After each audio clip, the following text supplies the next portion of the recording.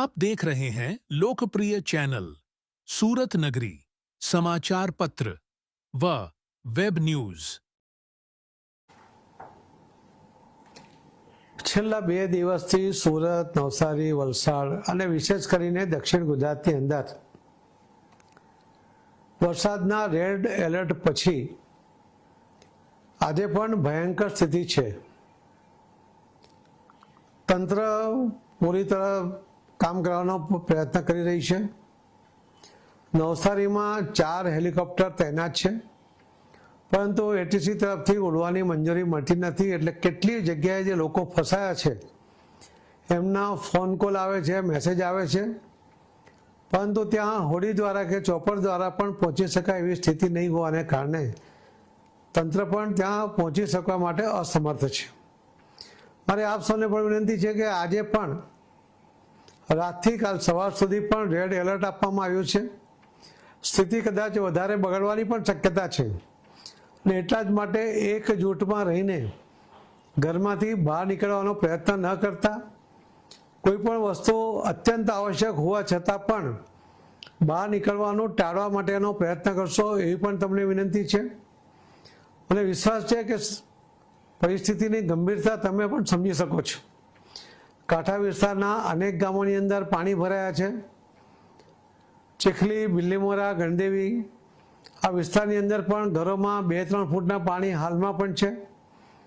Light પણ સ્વાભાવિક રીતે હમણાં પાવર બંધ છે, પરંતુ આ વિકટ પરિસ્થિતિને હજુ પણ આપણે કદાચ 10-12 કલાક સુધી એનો સામનો કરવો પડશે। આપણા બધા જ પ્રયત્નો છતાં પણ તમે જ્યાં છો ત્યાં એકબીજાને જે કંઈ મદદ કરી શકે એ કરવાનો પ્રયત્ન કરજો। એકબીજાને ભોજનની વ્યવસ્થામાં પણ જો મદદ કરી શકતા હોય તો કરજો। બાળકો માટે પણ કંઈક જરૂરિયાત હોય ને તમારી પાસે ઉપલબ્ધ હોય તો એનો પણ તમે પ્રયત્ન કરજો। એ મારી સૌને વિનંતી છે અને વિશેષ કરીને હું પાર્ટીના કાર્યકર્તાઓને પણ વિનંતી કરું છું કે તમે પણ તમારાથી બનતી મદદ કરવાનો પ્રયત્ન ચોક્કસપણે કરજો। અને એ રીતે પણ આ જે કુદરતી આફત આપણી સામે આવીને પડી છે ત્યારે આપણે બહાર નીકળીને આમાં કેટલી મદદ કરી શકીએ તો એ કરવા માટેનો પ્રયત્ન ચોક્કસ કરજો, પણ છતાં સાથે સાથે સાવચેતી પણ રાખજો। જરૂર કરતાં વધારે દુસ્સાહસ કરવાને બદલે તમે પ્રમાણસર અને ગણતરીપૂર્વકનો સાહસ કરીને જે સફળતાપૂર્વક મદદ કરી શકાય એટલો જ કરવાનો પણ પ્રયત્ન કરજો, એ પણ મારી વિનંતી છે। જે લોકો ઘરમાં ફસાયા છે એમને પણ વિનંતી છે તમે બિલકુલ બહાર નીકળવા માટેની કોઈ પરિસ્થિતિ નથી, એટલે જરા પણ ઘરમાંથી નીકળવાનો પ્રયત્ન ન કરતા હજુ પણ ઊંચાણમાં જ્યાં પણ જઈ શકાય એટલા વિસ્તારમાં જવાનો પ્રયત્ન કરજો, એ ફરીથી આપ સૌને વિનંતી કરું છું।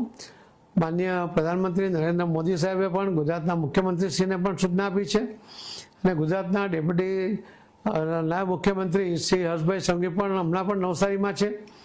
એ પણ વલસાડ જવાનો પ્રયત્ન કરે છે, પરંતુ બધા જ રોડ બંધ હોવાને કારણે એ પણ ત્યાં જઈ શકે કે પહોંચી શકે એવી સ્થિતિમાં નથી। કલેક્ટરશ્રીઓ બધા જ નવસારી, સુરત, વલસાડના અને એમનું તંત્ર આખું કામે લાગ્યું છે। મને વિશ્વાસ છે કે આ કટોકટીના સમયમાં આપણે કુદરતી આફતમાં એકબીજાના સહાયરૂપ થઈને કોઈ પણ જોખમ લીધા વગર આપણે પોતે પોતાની જાતને, પોતાના કુટુંબને, આપણા ગામમાં લોકોને સાચવીએ, એમને બચાવવાનો પ્રયત્ન કરીએ, એ મારી આપ સૌને વિનંતી છે।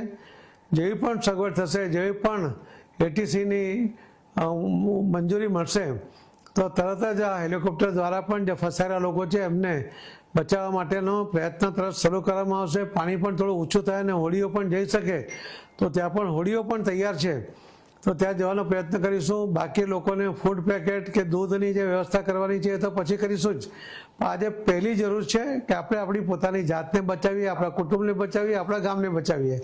એ જ આપ સૌને વિનંતી કરું છું। આપ સૌનો આભાર માનું છું અને આ પરિસ્થિતિમાં પહોંચી વળવા માટે આપ પૂરતી કાળજી લેશો એ ફરી આપને વિનંતી કરું છું। ધન્યવાદ।